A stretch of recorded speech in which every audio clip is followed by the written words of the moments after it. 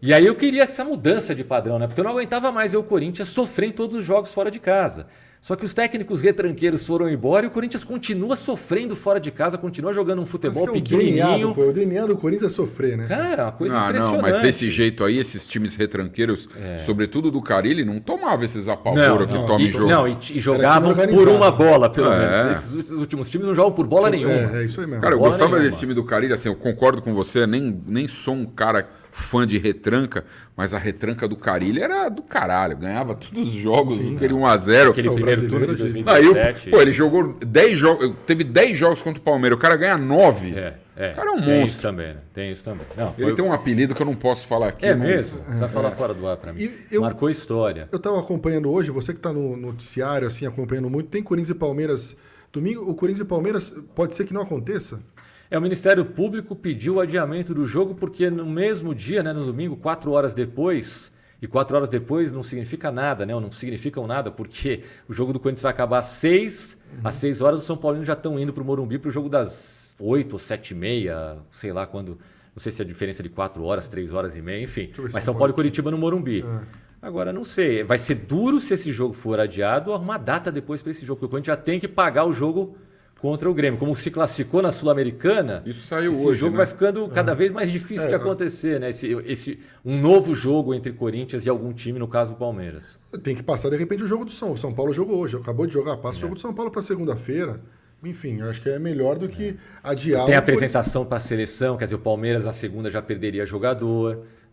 Rafael Veiga, deixa o jogo para segunda. Deixa segunda pode ser uma boa. Acho que, se eu pudesse dar uma opinião, eu acho que segunda-feira é o dia ideal. Se bem que o Corinthians perde o Rojas, o que você acha? Graças a Deus, na verdade, eu nem gosto muito do Rojas, sinceramente, viu, Tomás? O começo eu acho dele que não é tão... o primeiro jogo foi espetacular, né? O começo do... esses caras têm começado muito mal, né, no Corinthians. Eu não sei o que acontece. O Corinthians, aliás, me desperta até estranheza. Se o Lucas Veríssimo é um grande zagueiro, me parece que é mesmo, né?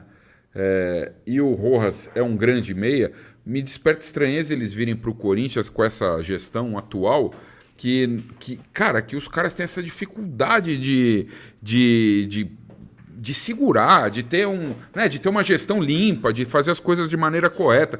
Tudo desperta estranheza quando vem deles, entendeu? Então, vindo os dois, só que o Matias Rojas machucava demais. O próprio o menino da Gazeta, o Salazar falou que ele machucava demais, que ele disputou 50 jogos nos últimos 2 anos, muito pouco. Isso aí um torcedor do Racing fanático que mora no Brasil há muitos anos me falou. Ele é bom jogador, mas chuta, né? Tipo, mas Tomás jogou 4 jogos, não fez nada, né, cara? O primeiro jogo dele eu achei espetacular.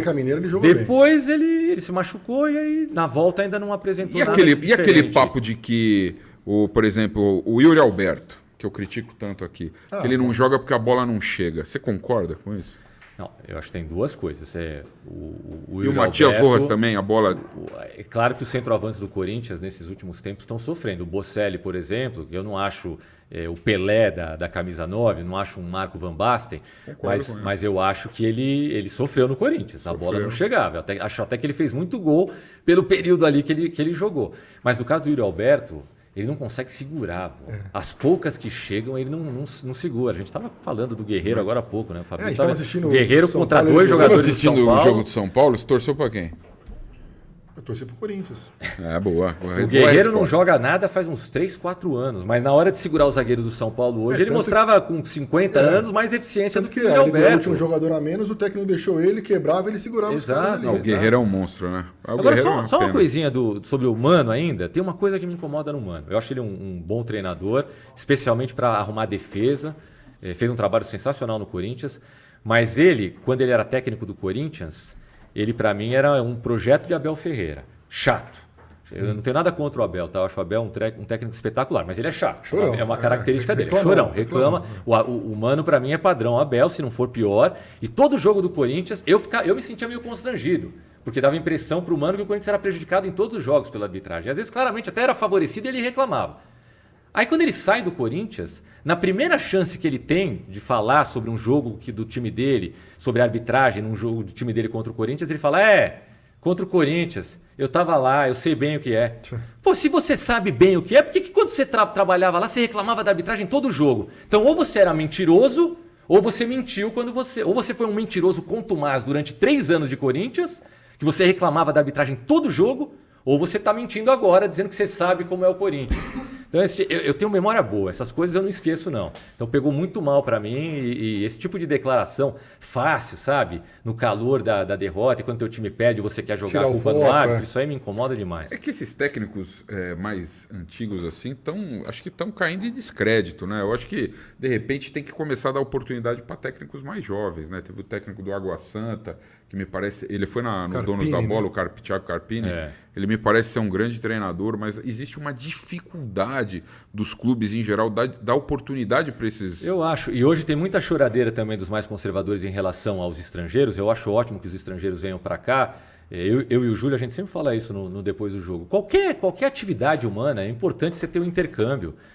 Seja no ramo farmacêutico, na engenharia mecatrônica, no cinema, no basquete, no futebol. É bom que venham técnicos estrangeiros. A única coisa que eu acho é a que troca de ideias. Agora, Tomás, acho que é a primeira vez na E história... a quantidade de português que é tem pela mais técnico facilidade da estrangeiro língua, que né? técnico Lógico. brasileiro. Não, tudo bem. Eu acho que em alguns momentos são um exagero, mas o que eu quero dizer, antes não eram os estrangeiros, mas eram os veteranos. E não se dava chance para os mais jovens. Hoje, os estrangeiros, para mim, eles não estão tirando o espaço dos veteranos, eles estão tirando o espaço dos mais jovens, que poderiam ter mais experiências, aí mais oportunidades, para usar a palavra correta.